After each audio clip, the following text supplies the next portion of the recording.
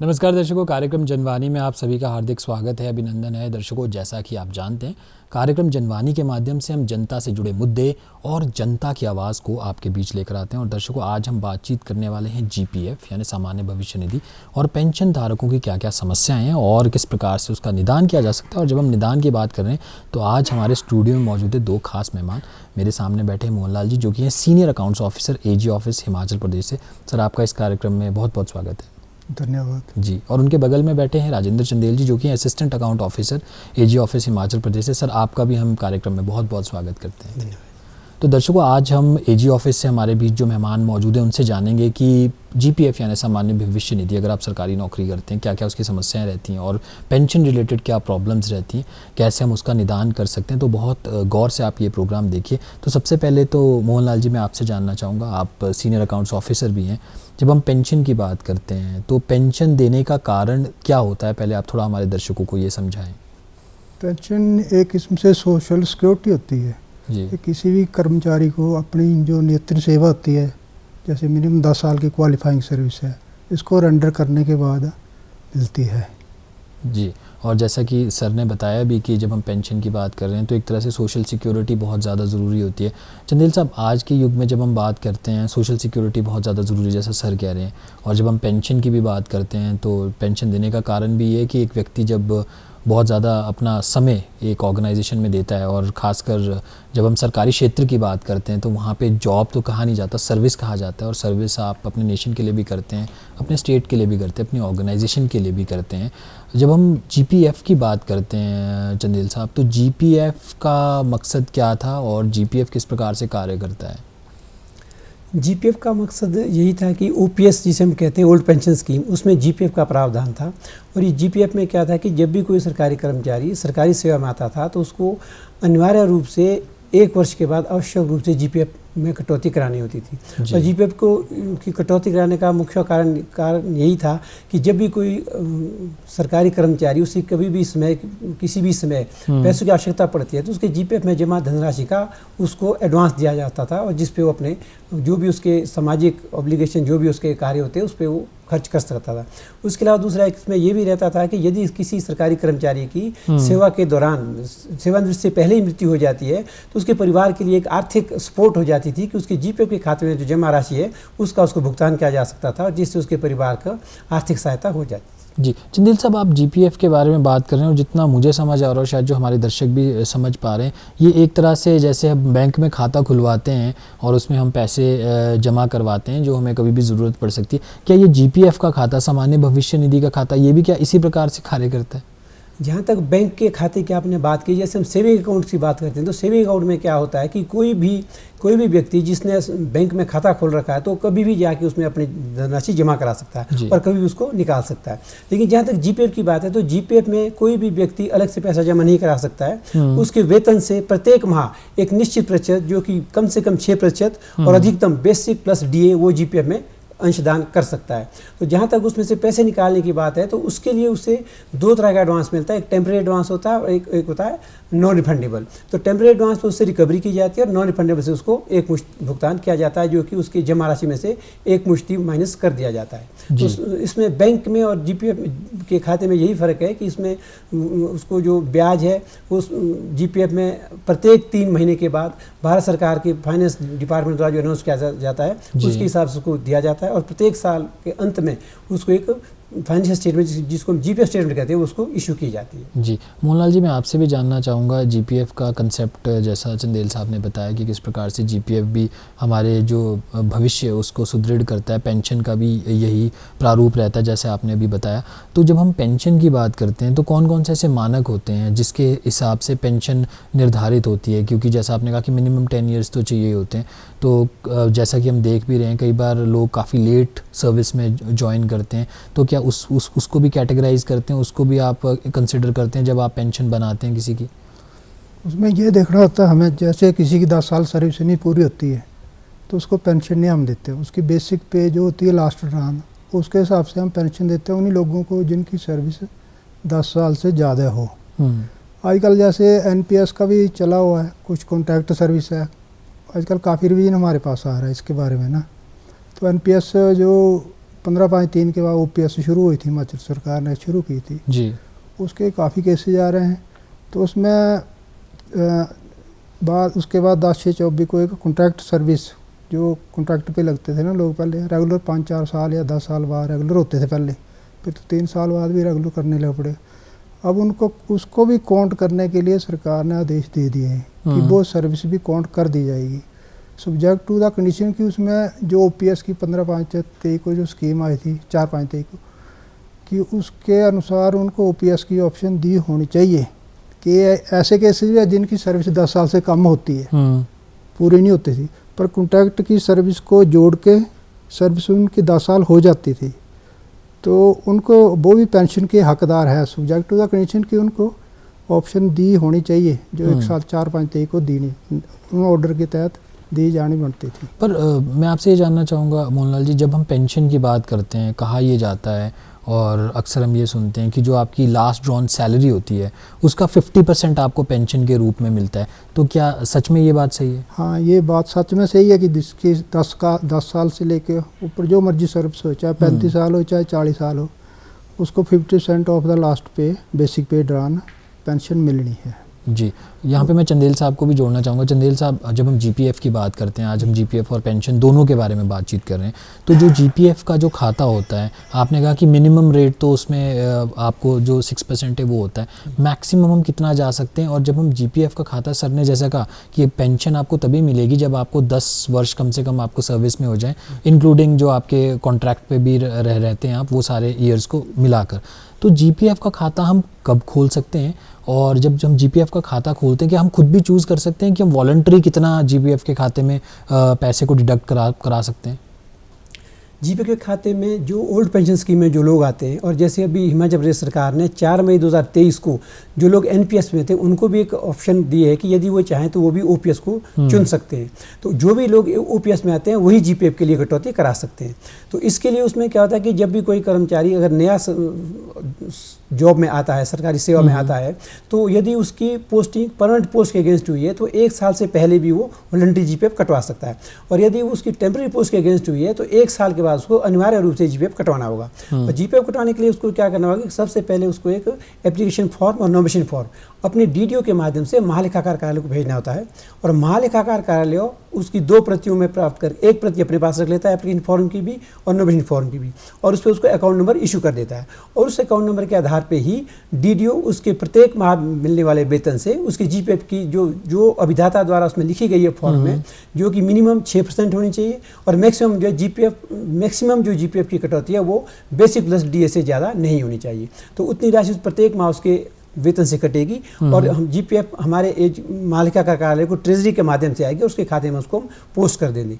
और कोई भी व्यक्ति जो GPF कटवा रहा है वो साल में 2 बार जितनी राशि कटा रहा है उसमें 2 बार उसको चेंज कर सकता है, यानी 2 बार उसको बढ़ा सकता है, और यदि वो चाहे तो साल में 1 बार उसको कम भी कर सकता है। यानी कुल मिला के एक GPF का विधाता 1 वर्ष में 3 बार अपने GPF की कटौती में उसको चेंज कर सकता है। जी, चंदेल साहब, रेट ऑफ इंटरेस्ट क्या मिलता है GPF पे? जैसा मुझे समझ आ रहा है कि एक खाते की तरह आपके भविष्य को सुदृढ़ करने के लिए, तो जो आप मनी उसमें कटवा रहे हैं, जो आप डिडक्शंस उसमें डाल रहे हैं, तो उस पर रेट ऑफ इंटरेस्ट वो भी क्या चेंज होता है हर 3 महीने के बाद?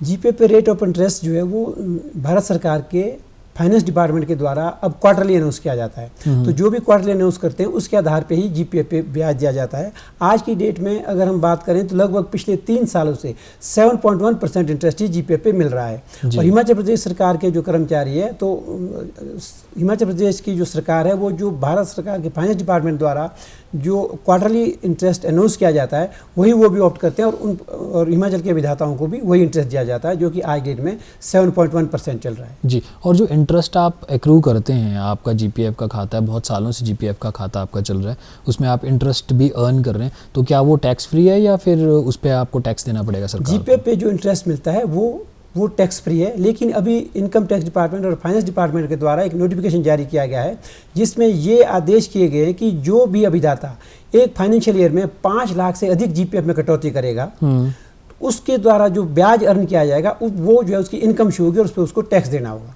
5 लाख से ज़्यादा यदि वो 1 साल में GPF पे कटौती करता है, लेकिन 5 साल से कम यदि वो GPF में कटौती करता है तो उसे उस इंटरेस्ट पे कोई भी उसको वो उस पर टैक्स नहीं लगेगा। जी मोहनलाल जी, जब हम बात करते हैं पेंशन की, अभी हाल फिलहाल में हमने देखा कि एनपीएस न्यू पेंशन स्कीम भी बीच में चल रही थी, उससे पहले 2003 से पहले ओल्ड पेंशन स्कीम चल रही थी और अब गवर्नमेंट ने उसको मर्ज कर दिया है ओपीएस को एनपीएस में। तो जो न्यू पेंशन स्कीम वाले लोग हैं जब वो ओपीएस में मर्ज हो रहे हैं, क्या उनको कठिनाइयों का सामना करना पड़ा? और आप सीनियर अकाउंट्स ऑफिसर हैं तो आप बताएं हमारे दर्शकों को कि सारे जो एनपीएस वाले हैं सब क्या ओपीएस में जा चुके हैं? इसमें सारे तो नहीं आए हो, कुछ है जिनकी लंबी सर्विस है 35 साल 40 साल जिनकी सर्विस बनती है वो एनपीएस में रह गए हैं, कुछ बंदे हैं। जो आ गया उनके लिए मुश्किल ये हो रही है कि उनका पैसा एनएसडीएल से मिल नहीं रहा एकदम रिटायरमेंट पे, क्योंकि रिटायरमेंट के बाद ही विड्रा कर सकते हैं। इनका टीओसी केस जाता है, जो भी स्टेट का प्रोसेस है स्टेट गवर्नमेंट का है, तो उनको आने में 4-5 महीने लग जाते हैं उस पैसे आने को। फिर जो पैसा वहाँ से आएगा, जो गवर्नमेंट का शेयर देती है हर महीने देती है, एक बंदा अपना 10% कटाता है, गवर्नमेंट भी उसमें डालती है, तो जो शेयर वो वापस लेना होता है गवर्नमेंट को, वापस आना वो शेयर वो तब तक नहीं आ सकता है जब तक उसकी विड्रॉल ना हो। तो विड्रॉल हो 3-4 महीने लगता है इस प्रोसेस को। तो वो पैसे लेके और उसके ऊपर जो ब्याज मिलता है, डिविडेंड होता है जो मार्केट में लगता है डिविडेंड, ये 2 चीज़ें जमा करानी होती है जी एम्प्लॉय ने। वो गवर्नमेंट ट्रेजरी में जमा कराता है, बाकायदा 2 चालान बनते हैं, वो जमा होने उसके बाद पेंशन केस का प्रोसेस शुरू होता है इनका। डीडी वगैरह हमें केस भेजता है, फिर हम उस केस को करते हैं। उसके साथ ओपीएस की ऑप्शन लगाना भी बहुत ज़रूरी है जी। बाकी मैंने ये आपको बताया कि 10 साल की रेगुलर सर्विस बहुत ज़रूरी है इसके लिए। तो एनपीएस वाले जो केसेस जो आपके पास अब आए हैं, जिन्होंने एनपीएस से ओपीएस को ऑप्ट किया और हाल फिलहाल में 6 महीने में जो रिटायर हुए हैं, तो क्या उनको पेंशन लग गई है या अभी वो प्रोसेस अभी चल रहा है? जो जैसा आप बता रहे हैं कि जो एनपीएस के दौरान जो एक डिडक्शन होती थी जिसमें आप भी अपना पैसा डालते थे और सरकार भी अपना पैसा डालती थी, जैसा कि आपने कहा कि अब जब ओल्ड पेंशन स्कीम में आप मर्ज कर रहे हैं तो वो पैसा आपको सरकार को देना होगा, तो ये जो सारी फॉर्मेलिटीज़ हैं क्या ये कंप्लीट होती नज़र आ रही हैं आपको जब आप उन एम्प्लॉयज़ की पेंशन बना रहे हैं जिन्होंने एनपीएस से ओपीएस को ऑप्ट किया है? हाँ, ऐसे केसेस जो हमें जनवरी 2025 तक जो भी रिसीव हो चुके केस वो फाइनल हो गए हैं। अब हम फरवरी 2025 की रिसीट को कर रहे हैं सेटल जी। और अगर कोई एम्प्लॉय जो अभी हाल फिलहाल में सेवानिवृत्त होने वाले हैं या सेवानिवृत्त हो चुके हैं, उनकी कोई ऐसी समस्या है, और क्योंकि आज आप हमारे मुखातिब हैं और टीवी पे लोग आपको देख भी रहे हैं, तो अगर वो आपसे संपर्क करना चाहें, अगर एनपीएस से ओपीएस में जिन्होंने मर्ज किया है, जिनको इस प्रकार की प्रॉब्लम्स हो रही हैं जो आप बता भी रहे हैं, तो वो किस प्रकार से आपसे संपर्क कर सकते हैं? क्या आपका कोई ईमेल आईडी या फिर आपकी कोई वेबसाइट पे जाके भी आपसे कांटेक्ट किया जा सकता है? हाँ जी, इसमें हमारा ईमेल आईडी हमारी वेबसाइट पे पड़ा हुआ जो एजी ऑफिस हिमाचल प्रदेश है। उसके अलावा हम जो भी सीनियर अकाउंट्स ऑफिसर हैं 18 उनके सभी के फ़ोन नंबर बांध दिए गए हैं। जो किसी को पेंशनर को या कर्मचारी को कोई भी प्रॉब्लम आती है जब मर्जी संपर्क कर सकते हैं वो जी। और जैसा कि दर्शकों आप देख ही रहे हैं कि सर ने बताया कि आपको कोई भी समस्या आती है, अगर आपने न्यू पेंशन स्कीम से ओल्ड पेंशन स्कीम में ऑप्ट किया है या कोई भी पेंशन रिलेटेड समस्या है, जीपीएफ रिलेटेड समस्या है, तो आप एजी ऑफिस की वेबसाइट पे जा सकते हैं और एजी ऑफिस की वेबसाइट पे आपको senior accounts officer Mohanlal ji और assistant account officer Rajendra Chandel ji का नंबर भी आपको मिल जाएगा, ईमेल आईडी भी मिल जाएगी, उस पर भी आप संपर्क कर सकते हैं। राजेंद्र चंदेल जी, नॉमिनेशन की जब हम बात करते हैं जीपीएफ के खाते में, तो नॉमिनेशन क्यों इतनी ज़्यादा ज़रूरी है? और जैसा कि आप कहते भी हैं अक्सर और हम देख भी रहे हैं कि कहा यह जाता है कि बिना नॉमिनेशन के कोई भी जीपीएफ खाता नहीं खोलना चाहिए, तो ये क्यों ज़रूरी है? सर, जीपीएफ में नॉमिनेशन इसलिए ज़रूरी है कि यदि कोई कर्मचारी सेवानिवृत्त हो जाता है तो हमें नॉमिनेशन की कोई आवश्यकता नहीं है, क्योंकि उसके जीपीएफ खाते में जमा जो राशि है वो हम सीधे ही भुगतान कर देंगे अभिदाता को जैसे वो रिटायर हो जाएगा। लेकिन यदि किसी सरकारी कर्मचारी की सेवा के दौरान या सामयिक मृत्यु हो जाती है तो उसके खाते में जो जमा राशि है उसके भुगतान में हमें दिक्कत नहीं आती यदि उसने नॉमिनेट किसी को भी किया हो, क्योंकि जीपीएफ उस अभिदाता का अपना पैसा है, वो जिसको भी अपने परिवार में किसी को भी नामित करता है, तो जैसे ही उसकी मृत्यु यदि हो जाती है सर्विस के दौरान तो हमें फॉर्म 2 भर के परिवार के सदस्यों द्वारा दिया जाएगा और जिसको उसने नॉमिनेट किया है उसी के द्वारा क्लेम किया जाएगा और उसी के आधार पर हम उनको पेमेंट कर देंगे। यदि किसी का नॉमिनेशन उसने अपने सेवा काल में नहीं किया है तो उसके खाते में जो जमा राशि है उसके भुगतान में हमें काफ़ी दिक्कत आती है, क्योंकि इसमें कई बार लीगल ईयर लोग भेज देते हैं, जबकि जीपीएफ में जो जीपीएफ शेड्यूल 1960 है उसमें स्पष्ट दिशा निर्देश जारी किए गए हैं कि जीपीएफ के लिए जो भुगतान किया जाएगा परिवार की वो जो list of family member issued by the panchayat secretary जो होगी उसके आधार पर इक्वल शेयर में पेमेंट होगी। तो इसमें इसीलिए दिक्कत आती है, यदि किसी का नॉमिनेशन नहीं है तो हमें उसमें परिवार को भी काफ़ी दिक्कत हो जाती है कि पहले उस सेक्रेटरी के पास जाएंगे, वहाँ से लेके आएंगे, कभी लीगल ईयर में भटकते रहेंगे, तो इसमें बहुत समय निकल जाता है। और यदि अभिदाता ने सेवा के दौरान ही अपना नॉमिनेशन भरा हुआ है, दिया हुआ है, तो उसके आधार पर ही उसके द्वारा नामित व्यक्ति को तुरंत भुगतान हो जाएगा उसके खाते में जो भी राशि जमा होगी। चंदेल साहब, मैं ये भी जानना चाहूँगा, अक्सर कई बार लोग ये सोचते हैं कि जब नॉमिनेशन करते हैं जीपीएफ के खाते में, उस टाइम वो सिंगल होते हैं, आगे चल के उनकी शादी हो जाती है, तो क्या जीपीएफ का जो खाता होता है उसमें आप नॉमिनेशन को भी चेंज कर सकते हैं? क्या ऐसी भी कोई ऑप्शन आप प्रदान करते हैं? सर, अभिदाता जो कि सेवा में है, जिसने किसी को भी नॉमिनेट किया हुआ है, तो उसको ये अधिकार है कि कभी भी वो अपने नॉमिनेशन को रिवाइज कर सकता है। और खासकर जो लोग अविवाहित होते हैं और जब वो सेवा में आए हैं तो विवाह के तुरंत बाद उन्हें नॉमिनेशन अवश्य रिवाइज कर देनी चाहिए, क्योंकि उसमें ये कंडीशन होती है, यदि कोई अविवाहित अभिदाता अपना नॉमिनेट जब भी करेगा तो उसमें ये कंडीशन होती है कि जैसे उसका विवाह हो जाएगा तो ये नॉमिनेशन इनवैलिड हो जाएगा। तो इसलिए ये प्रत्येक कर्मचारी को ये चाहिए कि जैसे यदि वो अविवाहित है और जैसे उसका विवाह हो जाता है तो तुरंत वो अपने नॉमिनेशन रिवाइज कर दे। इसके साथ ही जब भी उसके परिवार में कोई नया सदस्य आता है और वो चाहता है कि उसको भी उसमें शामिल करना चाहता है, तो फिर से पुनः वो अपने नॉमिनेशन को रिवाइज कर सकता है। तो रिवाइज करने के लिए ऐसी कोई कंडीशन नहीं है, कभी भी कोई भी अभिदाता अपने नॉमिनेशन को रिवाइज कर सकता है। जी, रिवीजन के लिए आप कभी भी जा सकते हैं और नॉमिनेशन भी चेंज कर सकते हैं। मोहनलाल जी, मैं आपसे ये जानना चाहूँगा, जब हम पेंशन की बात करते हैं, कई बार ऐसा भी अनफॉर्चुनेट होता है कि लोग सर्विस में होते हैं और सर्विस के दौरान उनकी डेथ हो जाती है, तो ऐसे मामलों में जो उनके फैमिली मेम्बर्स हैं उनको किस प्रकार से पेंशन दी जाती है और क्या फॉर्मेलिटीज़ उस दौरान होती हैं? इसमें जब पेंशन एम्प्लॉय की डेथ हो जाती है तो उनको एकदम डीडीओ को इन्फॉर्म कर देना चाहिए, उनकी तरफ से डेथ सर्टिफिकेट डीडीओ को दे देना चाहिए टाइमली। और फार्म 12-14 होते हैं फैमिली पेंशन के जी, उसमें साइन होते हैं, जो पीछे जो रह गया कोई एलिजिबल है उस पर्सन के, वो भर के दे दें डीडीओ, फिर डीडीओ हमें केस भेज देता है। फिर प्रायोरिटी हम देते हैं ऐसे केस को, डेथ केस की टाइमली सेटल हो जाए। पर कई बार ये भी होता है कि लोगों की सर्विस भी बची होती है। अनफॉर्चुनेट कई बार ऐसे केसेस होते हैं, चंदेल साहब आप भी एग्री करेंगे, कि 2-3 साल की सर्विस बची होती है, कई बार कोई ऐसी गंभीर बीमारी की वजह से अनफॉर्चुनेटली अनटाइमली डेथ हो जाती है। तो अगर आपकी सर्विस बची हुई है तब भी क्या आप पेंशन किस प्रकार से डिसाइड करेंगे फैमिली मेम्बर के लिए जो उनके पीछे रह जाते हैं? ऐसा कुछ नहीं होता, सर्विस बची है चाहे ज़्यादा बची है चाहे थोड़ी बची, इसका कोई लेना देना नहीं है इससे। जी, डेथ हो गई, चाहे लास्ट डे ऑफ रिटायरमेंट वाले दिन भी डेथ होती है, तभी सेम ही ट्रीट होता है जो एक दिन वाली सर्विस को होता है। जिसकी एक दिन की सर्विस है और जो 39 साल सर्विस काट के कर रहा है, सेम है इनके लिए। जी सर, मैं थोड़ा इसमें ऐड करना चाहूँगा, जैसे कोई सरकारी कर्मचारी जो कि सरकारी सेवा में, जैसे जिस दिन भी उसकी मृत्यु हो गई है तो उसके नेक्स्ट डे से ही उसका परिवार जो है फैमिली पेंशन के लिए एलिजिबल हो जाता है, तो उसके नेक्स्ट डे से ही फैमिली पेंशन उसके लिए लगने के लिए ड्यू हो जाती है। जी, और जब हम फैमिली पेंशन की बात करते हैं तो फैमिली पेंशन में क्या, अगर कोई व्यक्ति जब जीवित होता है तो जैसा सर ने भी बताया कि 50% आपकी जो लास्ट ऑन सैलरी होती है वो आपको एज ए पेंशन के रूप में होती है। तो जब फैमिली पेंशन आपको लगती है, जो जिस व्यक्ति को पेंशन लगी जब उसी की ही मृत्यु होगी, तो फैमिली पेंशन का भी क्या यही क्राइटेरिया होता है 50% या उसमें कुछ और चीज़ों को आप कंसिडर करते हैं? ड्यूरिंग सर्विस अगर किसी डेथ होती है तो उसमें क्या है कि 10 साल तक बेसिक का 50% उसको मिलेगा, और अगर सर्विस के बाद उसकी डेथ हुई है तो 7 साल तक 50% मिलेगा, उसके बाद 30% बेसिक का फैमिली पेंशन मिलती है। जी, मोहनलाल जी, मैं ये भी जानना चाहूँगा, कई बार हम ये देखते हैं कि कुछ जो सरकारी कर्मचारी होते हैं, कई बार उनके ऊपर कुछ इंक्वायरीज़ भी चल रही होती हैं या कोर्ट केसेस भी चल रहे होते हैं, तो क्या ऐसे मामलों में क्या पेंशन उनको नहीं दी जाती है? क्या कोई ऐसे भी कोई क्राइटेरिया होता है जहाँ पे पेंशन रोक दी जाती है जब तक कि कोई कोर्ट का ऑर्डर ना हो? नहीं, हम तो कॉम्पिटेंट नहीं है किसी की पेंशन रोकने के लिए। इसके लिए डिपार्टमेंट डीडीओ हमें लिख के देता है, एक फॉर्म 7 होता है, उसमें लिखना होता है उसको कि कोई विजिलेंस इंक्वायरी या कोई भी इंक्वायरी चल रही है तो वो प्रोविजनल पेंशन प्रपोज करता है।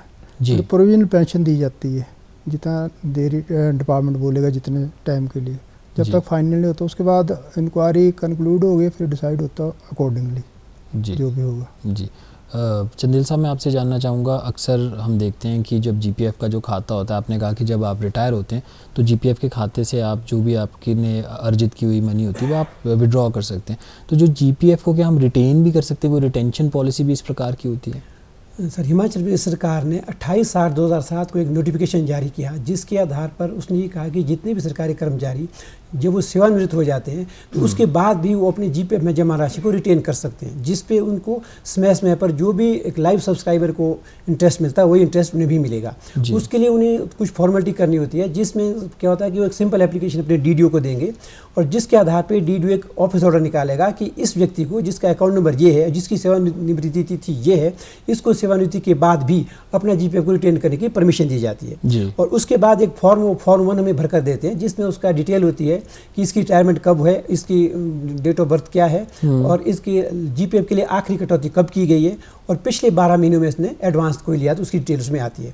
उसके बाद महालेखाकार कार्यालय के द्वारा पूरे केस को कैलकुलेट किया जाता है और जितनी उसकी राशि बनती है उसका एक लेटर इशू किया जाता है, जो एक कॉपी डीडीओ को दी जाती है और एक कॉपी सब अभिदाता को दी जाती है, जिसमें उसको ये सूचित किया जाता है कि आपके जीपीएफ खाते में इतनी जो भी राशि उसकी कैलकुलेट करके आती है, इतनी राशि वो अनिश्चित अवधि तक रिटेन कर दी गई है। और उसमें ये होता है कि यदि अभिदाता की सेवानिवृत्ति के बाद जब मृत्यु हो जाती है तो उसके बाद वो रिटेन नहीं कर सकता है। उसके बाद जो परिवार के सदस्य है उन्हें उसका भुगतान ही प्राप्त करना होगा। जी, रिटेंशन के लिए कितने समय तक हम रिटेन कर सकते हैं? अक्सर हम सुनते हैं कि 6 महीने तक आप रिटेन कर सकते हैं, क्या इंडेफिनिट पीरियड तक भी आप रिटेन कर सकते हैं? जी सर, 6 महीने की जहाँ तक बात है, सेवानिवृत्ति के बाद 6 महीने तक वो जो सरकारी कर्मचारी है वो ऑप्शन दे सकता है कि वो रिटेन करना चाहता है, 6 महीने तक वो एप्लीकेशन दे सकता है। लेकिन जब उसने एप्लीकेशन 6 महीने के अंदर दे दी है और महालेखाकार कार्यालय के द्वारा उसको पत्र जारी कर दिया गया है कि आपकी इतनी राशि वो जो रिटेन कर दी गई है वो सर अनिश्चित काल के लिए होती है, यानी उसके जीवन काल तक है। अनिश्चित काल का मतलब उससे पहले भी वो निकाल सकता है, उसमें से वो पार्शियल विड्रॉल भी कर सकता है, जैसे कि जीपीएफ खाते से कर सकते हैं। लेकिन मृत्यु के बाद वो जो परिवार के सदस्य है वो उसको रिटेन नहीं कर सकते, उनको उसका पूरा पैसा वापस लेना होगा। और रिटेंशन में भी क्या आपको रेट ऑफ इंटरेस्ट मिलता रहेगा चंदेल साहब? रिटेंशन में भी रेट ऑफ इंटरेस्ट वही मिलेगा जो कि जीपीएफ पे जो लाइव सब्सक्राइबर है जितना उनको मिलता है वही रेट ऑफ इंटरेस्ट उन पे रहेगा। जी, मोहनलाल जी, मैं आपसे जानना चाहूँगा, जो डीडीओज होते हैं जो पेंशन बनाते हैं और वो भी इस प्रोग्राम को देखते रहते हैं अक्सर, तो आप उनको क्या सलाह देना चाहेंगे कि जब वो पेंशन केसेस आपके पास भेजते हैं तो किन चीज़ों का उन लोगों को ध्यान रखना चाहिए? डीडीओ को मैं ये बताना चाहता हूँ कि जब भी किसी की रिटायरमेंट आती है तो उससे 6 महीने पहले उनको प्रोसेस शुरू कर देना चाहिए। जी, क्योंकि टाइमली केस आएगा तभी टाइमली पेंशन मिलेगी। ऐसे फिर लोग बोलते हैं हमें पेंशन नहीं लगी, ये हो गया, लेट हो गया, कुछ हो गया, तो 6 महीने पहले प्रोसेस कर देना चाहिए। लाइव केसेस में उनको फार्म नंबर 1, 3, 5, 7 अगर कोई कम्यूटेशन कराना चाहता है तो वो भी भर सकता है। ये फॉर्म भर के सर्विस बुक कंप्लीट करके हमें भेज दें। और डेथ केस में फार्म 12, 14 और 18 जी, इसको भर के सर्विस बुक का डेथ सर्टिफिकेट लगा के हमें भेज दें, फिर हम टाइमली केस आएगा तो टाइमली हो जाएगा। जी, और एम्प्लॉयज़ को भी आप कुछ एडवाइस देना चाहेंगे? ये तो आपने डीडीओज़ के लिए तो कहा कि डीडीओज़ को ये सारी चीज़ें देखनी चाहिए, सर्विस बुक को भी देखना पड़ता है, पर जो एम्प्लॉय है, फ़र्ज़ कीजिए जो व्यक्ति भी आपको देख रहे हैं, 6 महीने बाद उनकी रिटायरमेंट है या 3 महीने के बाद उनकी रिटायरमेंट है, तो उनको क्या क्या कार्य करने चाहिए? उनको मैं ये कहना चाहूँगा कि वो जैसे 6 महीने बच गए हैं तो उनको अपने एक फार्म 3 होता है फैमिली का, जिसमें डिटेल ऑफ फैमिली मेम्बर्स आती है, डेट ऑफ बर्थ वगैरह आती है, उसको भर के दे देना चाहिए। साथ में एक फार्म 5 होता है, वो भी उसी के द्वारा भरा जाएगा। जी, पेंशनर रिटायरी के जो रिटायर हो रहा है उसके द्वारा वो भर के टाइमली दे दें, तब डीडीओ केस तैयार करेगा। आपने कई बार देखा है कि डीडीओ वगैरह की उनकी वजह की गलती की वजह से भी केसेस जो हैं थोड़े से डिले हो जाते हैं? थोड़े से नहीं, केस तो काफ़ी डिले आते हैं हमारे पास। 6 महीने पहले तो आजकल कोई केस आता होगा, वैसे सारे डिले में आते हैं। जी, फिर हमें कोशिश करनी पड़ती है टाइमली इनको क्लियर कर दें। जी, तो आप क्या रेगुलरली कोई ऑफिस ऑर्डर्स निकालते हैं डीडीओज़ को, उनको बार बार जाके अवेयर करते हैं कि किस प्रकार से आप जब पेंशनर जो होने वाला है, जो सेवानिवृत्त होने वाला है, किस प्रकार से उनके लिए जो भी आपको कार्य करने वो आप पहले ही कर लें? इसमें पेंशन रूल है, उसमें क्लियर कट लिखा हुआ है इसके बारे में ना कि 6 महीने पहले केस तैयार करना है, ये डीडीओ की जिम्मेवारी बनती है।